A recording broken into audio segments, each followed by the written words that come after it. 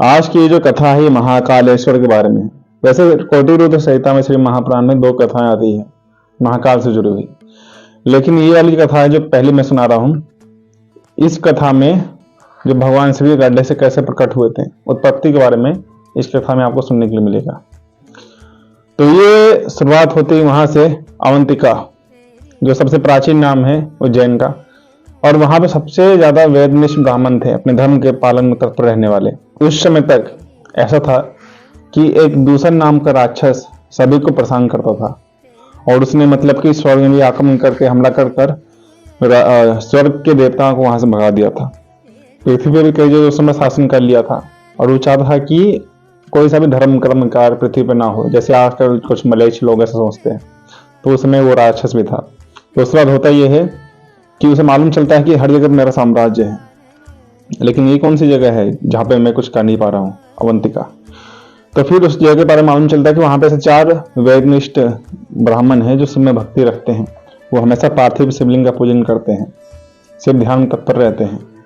तो बाद में उनके बारे में पता किया गया तो मालूम चला कि वो 4 हैं ब्राह्मण के बेटे, जो कि देवप्रिय, प्रिय मेघा, सुकृत और शुभर्थ है। तो ये जो 4 ब्राह्मण हैं ये अवंतिका में भगवान शिव का डेली हर दिन ध्यान पूजन उपासना, उन्होंने सारे मतलब ज्ञान में परायण थे, और उनका प्रचार भी करते कि सभी को पार्थिव शिवलिंग का पूजन करना चाहिए। और उन्होंने अपने सभी कर्तव्यों का निर्वाह किया था। तो उसके बाद रतनमाला पर्वत पर रहने वाले दूसरे नामक राक्षस को जब ये पता चला तो उसने अपने सैनिकों को आज्ञा दी कि आप सभी वहां पे जाइए और हमला करना है वहां पे।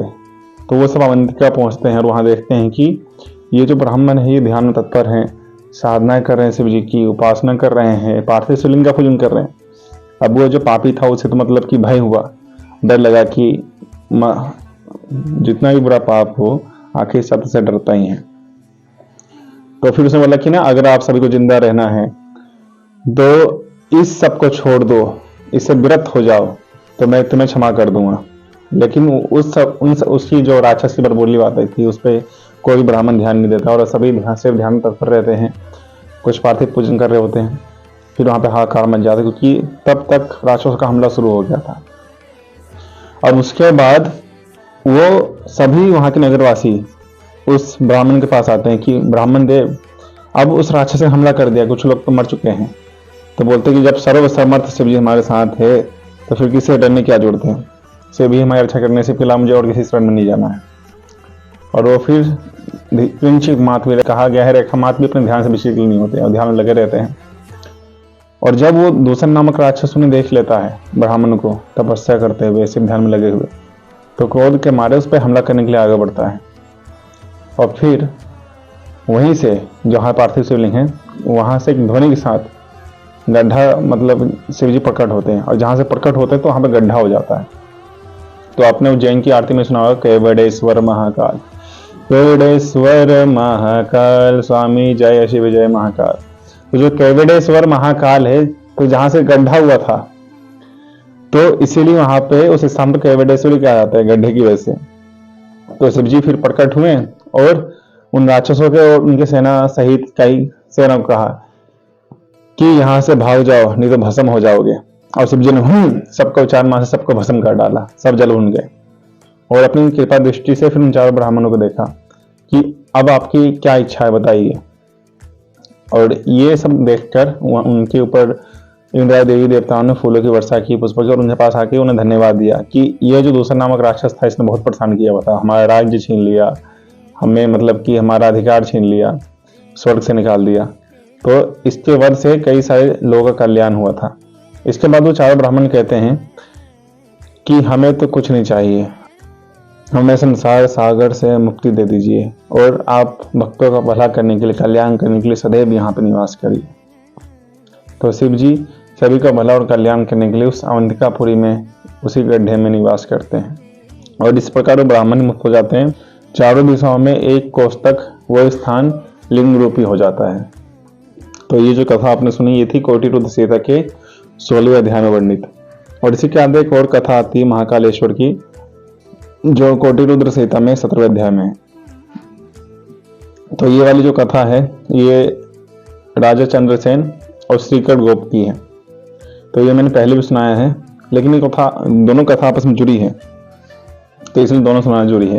राजा चंद्रसेन जिनकी मतलब राजधानी रहती है अवंतिका, जहां उनका शासनकाल रहता है, तो वो शिव जी के प्रति बहुत ही ज्यादा मतलब कि भक्ति भाव से भवित रहते हैं। मतलब शिव जी से बहुत ज्यादा एक स्ट्रॉन्ग कनेक्शन जुड़े हुए रहते हैं, जिनसे मतलब कि शिव जी के जो गण थे वो उनसे प्रसन्न रहते हैं कि वाह क्या बात है कि शिव जी की सेवा अच्छे से कर रहे हैं। अगर हम शिव जी की सेवा सही से करें, मतलब कि जिन्हें हम नहीं देख सकते, मैं रास्ते में चलता हूँ हर महादेव ऐसे बोलते हुए, तो उस रास्ते में भी कई सारे ऐसे रुद्रगण हैं, आसमान में से कई सारे ऐसे रुद्रगण हैं, शिवगण हैं, जिन्हें मैं तो नहीं देख पा रहा अपने चर्म चक्षु की वजह से, लेकिन वो तो देख पा रहे हैं, तो वो प्रसन्न रहते हैं फिर। तो फिर उनकी कृपा से शिव की भक्ति और वृद्धि होती है।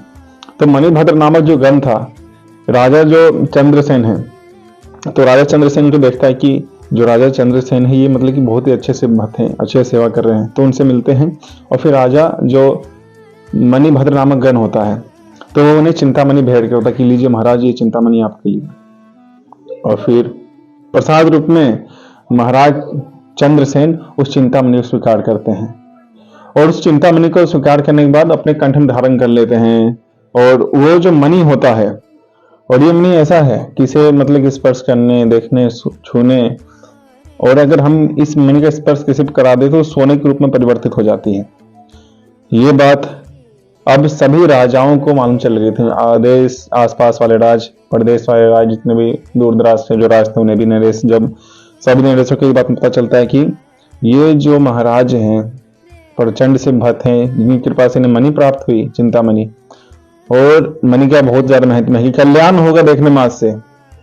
अरे मणि को किसी पे छू दिया तो सोने की हो जाएगी, और लालच वश में आके वो सभी नरेश जाकर श्री जो राजा चंद्रसेन है उनके ऊपर मतलब कि हमला करने के लिए प्रयास करते हैं। सभी मतलब अवंतिका को घेर लेते हैं, और मतलब कि एक पत्र भिजवा के थे हमने मतलब कि घेर लिया है, युद्ध की तैयारी चल रही है।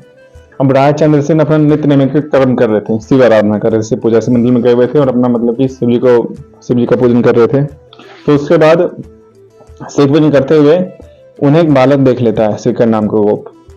अब उसके मन में इच्छा होती है कि महाराज इतनी मतलब वैभव संपन्न होकर शिव जी की सेवा कर रहे हैं, मैं भी शिव जी की सेवा, भक्ति, उपासना, पूजा, ध्यान करूंगा, शिव जी की इसी विधि से पूजा करूंगा, उस मन में इच्छा होती है।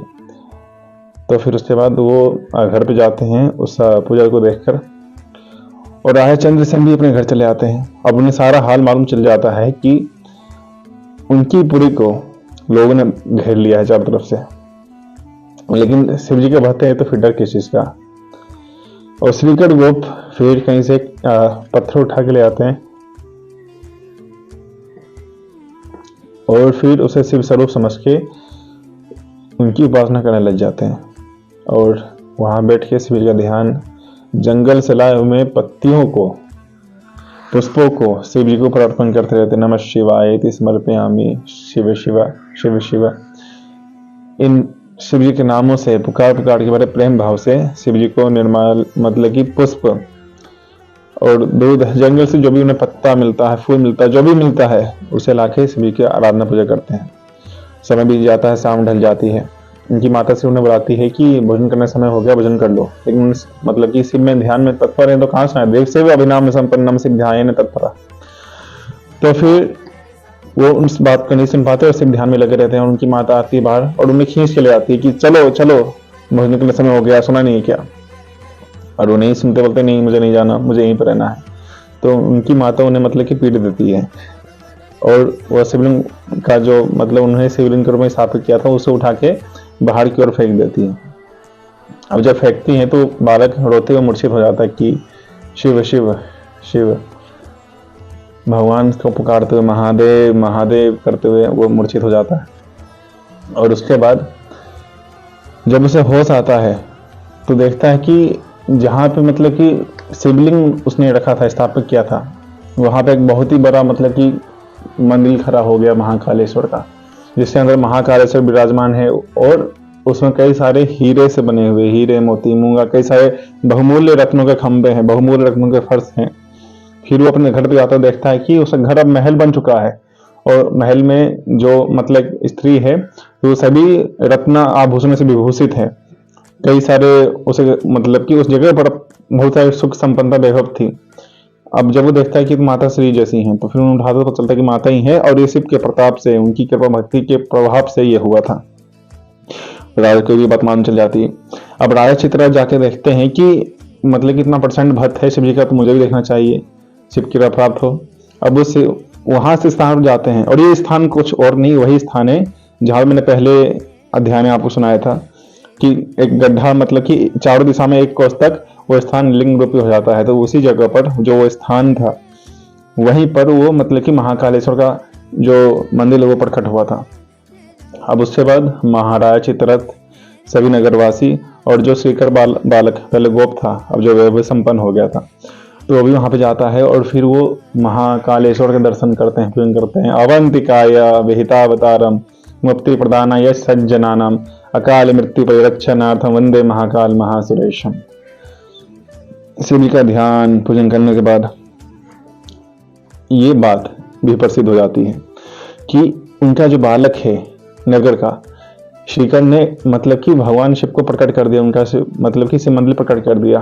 बाकी जो बाहर घेर के खड़े थे महाराज नरेश, जो भी नरेश्वर थे कई सारे लोग, तो वो फिर डर जाते हैं कि जिनके नगर का एक बालक इतना प्रचंड काम कर सकता है, इतना बड़ा भक्त हो सकता है, और जो महाराज चंद्रसेन से भक्ति के लिए प्रसिद्ध है तो वो तो कितने बड़े प्रचंड से भक्त होंगे। तो अगर हमने उनसे बैर किया तो हमारा विनाश हो जाएगा, इसलिए हमें उनसे मैत्री भाव ही रखना चाहिए अपने कल्याण के लिए। और फिर वो अपना मतलब कि उपहार लेके कई सारे राजा जो भी आए थे भर भर के उपहार श्रीकर गोप को देते हैं, अपने गलती क्षमा मानते हैं, उस मणि का दर्शन करते हैं, फिर उस और शिवलिंग का दर्शन करते हैं और क्षमा मानते हुए और दया दृष्टि मानते हुए कि महाराज चंद्रसेन गलती हो गई, क्षमा कर दीजिए और कल्याण के लिए हमारा, कई सारे उपहार देते हैं श्रीकर गोप। तो और कभी वहाँ पे हनुमान जी प्रकट होते हैं और वो कहते हैं कि ये श्रीकर बालक का जो कुल है, इसके आने वाले कुल में जो श्री कृष्ण है कई सारी लीलाएं करेंगे। जो बाबा नंद होंगे, नंद बाबा के यहाँ पे श्री कृष्ण आएंगे और उनकी कई सारी लीलाओं का वहाँ पे हनुमान जी वर्णन करते हैं और दोनों को आशीर्वाद देते हैं कि कल्याण हो, भगवान शिव के प्रति प्रेम भक्ति की वृद्धि होती रहे, शिव की कृपा प्राप्त हो। श्री हनुमान जी कहते हैं फिर कि इस गोप के कारण गोपों की कीर्ति बढ़ेगी, आने वाले आखिरी पीढ़ी में नारायण तो आएंगे ही, और साथ ही साथ में आज से ये कथा और श्रीकर गोप प्रसिद्ध हो जाने, लोक प्रसिद्ध, और इनकी कथाओं से कई सारे लोगों का मतलब कल्याण हो जाए, शून्य मास से कई सारे हजारों पापों का नाश हो जाएंगे। महाकाल के बारे में कहा गया है कि जो महाकाल ज्योतिर्लिंग का दर्शन कर लेता है तो दर्शन मास से ही उसका मतलब कि पापों का नाश हो जाता है। साथ ही साथ सबसे बड़ी बात जो होती है कि भव बंधन से छुटकारा मिल जाता है। आवागमन आवाजन जो काल चक्र है, पुनरपि जननम पुनरपि मरणम, खत्म, फिर टाटा, वापिस ना तो कभी जन्म ना ही कभी मृत्यु। इस कथा की विशेषता यह है कि ये हृदय को पवित्र करने वाला, साथ ही साथ शिव भक्ति को बढ़ाने वाला और मोक्ष का साधन है। शिव शिव।